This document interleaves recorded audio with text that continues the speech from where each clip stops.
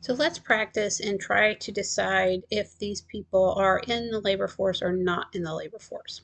Okay, so start with Sarah, who's a teacher who works 10 months with 2 months off. So Sarah has a job, so she is considered employed and would be part of the labor force. Okay, to be part of the labor force, you have to be either employed or unemployed. Okay, so Sean just retired last month and will not be looking for a job. So Sean does not have a job and he's not looking for a job. So if you're not looking for a job, remember you are not considered unemployed. So Sean is not in the labor force. So Charlie runs his own lawn mowing company. So Charlie has a job, so he would be considered employed.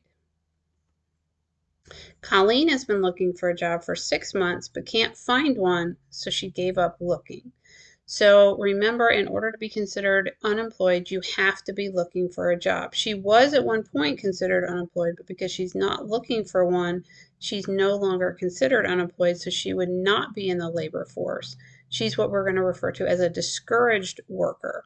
So discouraged workers are not seeking a job, so they are not part of the labor force.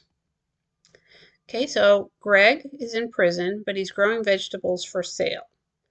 Now, remember we said if you're institutionalized, you are not part of the labor force. So Greg is not part of the labor force because he's institutionalized. Now, Carly is a 15-year-old working at a local grocery store. So Carly has a job, so you would think she would be considered employed, but she's not because they only look for people that are 16 years and older. So Carly is not part of the labor force.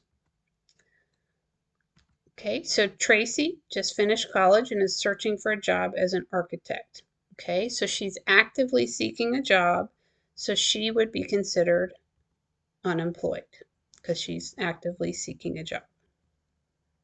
Okay, Aaron works at a grocery store part-time but wants to work full-time. So Aaron is being paid and he is working, so he is considered employed. So he is part of the labor force.